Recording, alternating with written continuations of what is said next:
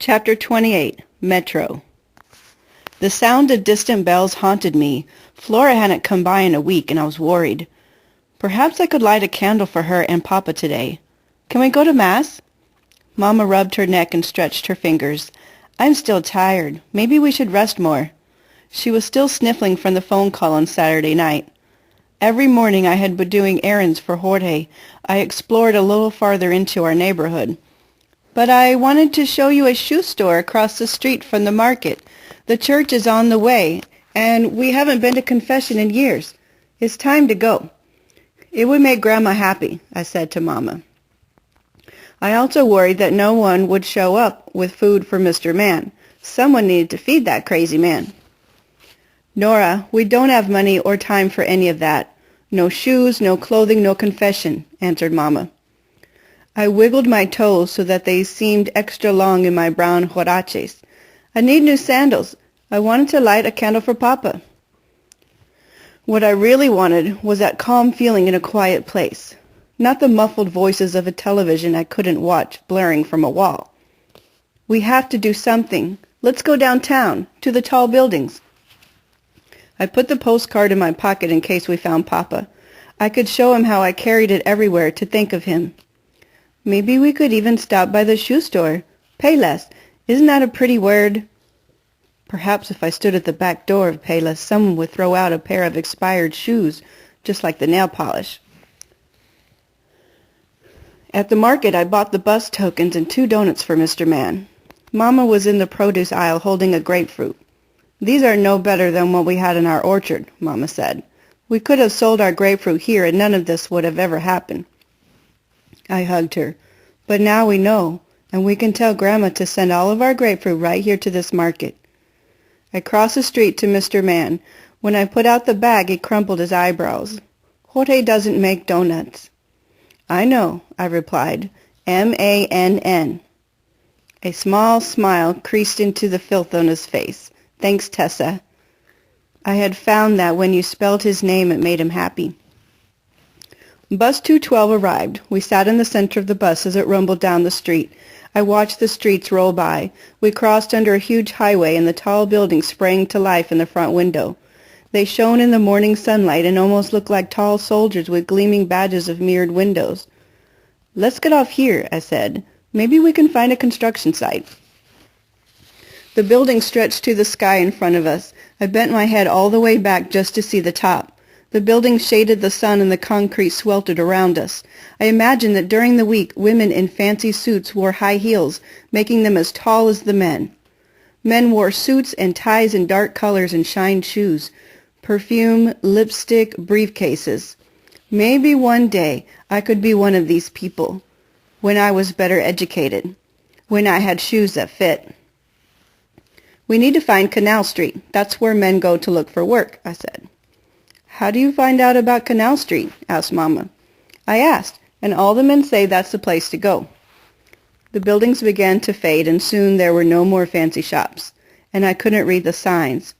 We walked under a large freeway. Across an empty lot, several groups of men stood alongside the road. I squinted to see the name on the sign, Canal. In Spanish, canal means a big place of water. It can also mean a trough. I didn't know what it meant in English. It looked like a dead end. This is the street. Let's go talk to some people, I suggested.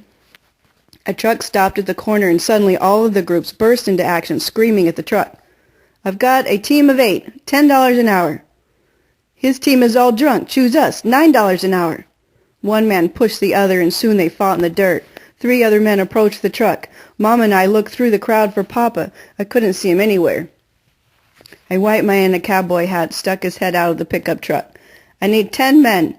The first 10 into the truck come with me. I only need diggers today. The men poured in, each scrambling for a seat in the back. The smallest one was pushed off to the side so that an older man could get on. He threw a clod of dirt. All of this happened in less than a minute. Mama grabbed my hand. He's not there. Let's go. Someone has to know him, I said with a strangle in my voice. The hair on the back of my neck stood up and tingled. Grandma said tingles were a sign of bad things. She always told me to be aware of the signs. I looked up. No birds. Men sauntered back to the shade and pulled out brown bags. "Hola, mami," one of the men shouted. It wasn't a compliment. Mama stopped in her tracks, flinching. "Let's go," she pleaded under her breath. "He's not here. Papa wouldn't want us to be here." "Cuánto?" screamed another man. How much? Why was the man asking how much? Mama began to step backward. "Has anyone seen Arturo Morales from Cedula, Mexico?" I yelled from our spot across the lot. I wasn't leaving without information. "I've got something for you to see." The man pointed at his pants. Mama's nails dug into my palm. "Arturo Morales from Cedula, Mexico. We haven't heard from him in a long time. We need to find him." I tried to sound as adult as possible. Pretend it's easy until it is. "Come here and I'll give you something." I could smell the alcohol from across the parking lot. We turned and ran. "I think we should go home now," said Mama with a sigh. We were finally at the bus stop. "It won't be long. At least the bus will be air-conditioned." "No, I mean home to Mexico. Home," she said softly. "We can't. Not without Papa." "But maybe he's already on his way. Maybe he's at home waiting for us," Mama said in an unsure voice. "We'll find him," I screamed, stopping in the middle of the sidewalk. "We're here and we're staying. We just need to try harder." Mama shook her head. "But what else can we do?" "I don't know," I said, "but Papa promised me we would be together." Mama wiped another tear from her eye. "Mija, I know." "No, a promise is a promise. We are staying." I could go to school, I could have friends and a real life. It was a plan. We boarded the bus and sat on opposite sides of the aisle all the way back to Quitman Street. The bus finally squeaked to a stop. The squealing brakes reminded me of the creaking branches from our orchard. Mr. Mann sat on his corner, face frozen and shoulders hunched. What was his plan? Is that what happened when everything went wrong? Where was God for him? Or for us?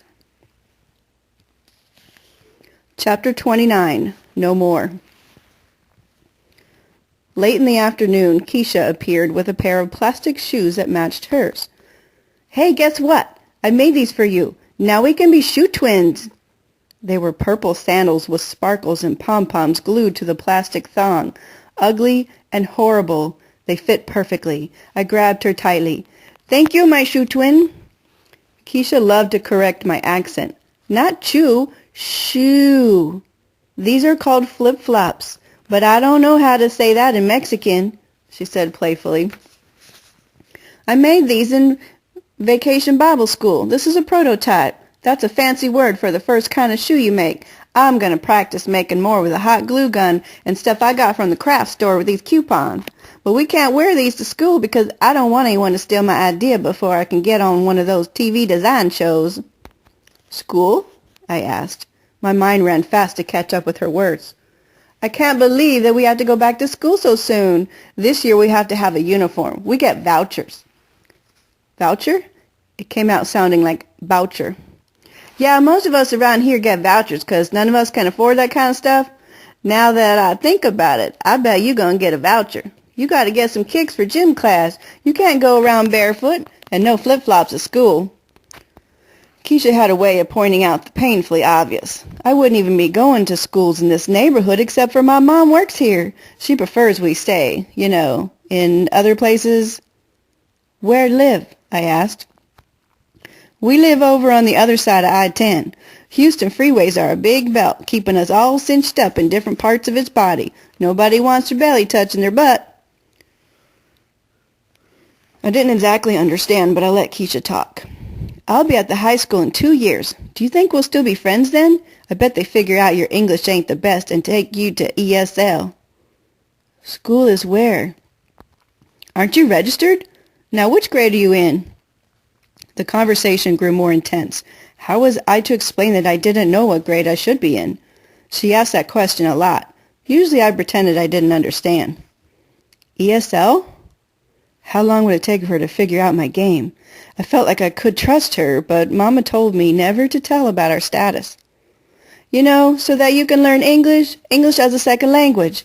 I bet you were in that class last year, but you didn't know it. That's why it's so important that I do this design stuff. I can't spend my life being a dummy. You neither." If Keisha had confidence about getting ahead in this world, I could too. Keisha jumped off the side of the pool and kicked her legs up in the air to make a big splash. Just then a girl in short shorts with a massive tattoo on her leg got soaked from the wave. Eros majadero, idiota! Water drenched her tight white shirt. She made such a scene everyone turned their head. Mareno! Sorry, I didn't see you. Keisha's brave behavior shrank in the shadow of the shrieking girl. You shouldn't even be at this pool. I said I'm sorry. Hurt spread across Keisha's face. Stop! I called to the shrieking girl. I felt myself pulling up to the ledge so I could look her in the eye. Her heavy makeup stained her eyes. Was this the girl who pushed me on the first day? She had a star tattoo, the kind that wasn't finished on Flora's hand. What did you say to me? She took a step closer to me with her fist clenched. I was not a victim. I climbed out of the water and straightened my shoulders and stood toe-to-toe with her. Stop it! Stop! I took another step and she stumbled backward into the grass. Anger pushed me forward. Keisha yelled at me from the water. No, not one of the chulo girls. My insides felt like exploding. Someone had to stand up. Someone had to do something. Keisha had protected me before, and now it was my turn to stand up for her. I felt the words hissing out of my mouth. I want better. No más. Anger welled inside my fists until I couldn't control them any longer. As she lunged at me, I pulled back and punched her hard in the mouth. Lauren blew her whistle from the chair. Jorge came barging toward the pool. Blood smeared across my hand. The chulo girl pounced like a cat, but I moved and she hit the concrete.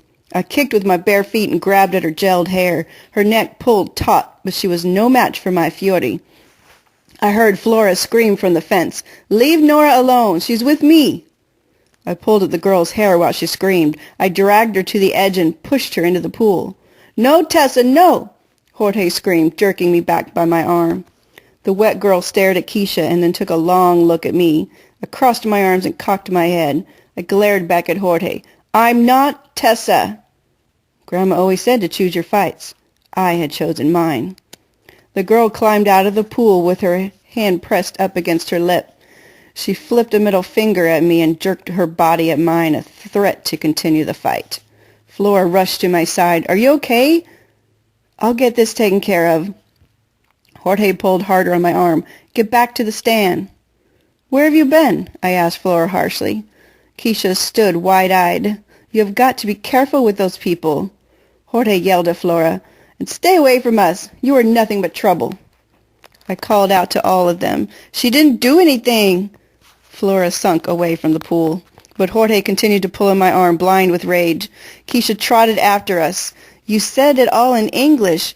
Where did you learn that from? Have you been holding out on me? I shrugged my shoulders because I didn't know how the words came out. Something boiled in my stomach and the words wanted to flow like lava. Keisha pulled me into a hug, and her braids fell into my hands as I squeezed her back. The last person who had squeezed me that tight was Grandma. Not a whole lot of Mexican folk will stand up for a black girl, Jorge barked. Keisha, call your mother and go home. Don't come back for a while. It's not safe. Keisha interrupted. But Flora said, go now. He turned to me. Don't pick fights with gangs. The afternoon dragged on like the minutes before Christmas. Jorge slammed his paperwork around and glared at me. There was no conversation, not even the droll of the radio, just his fury. His anger was about Tessa, and I was just her replacement. It seemed everyone here was mad about something.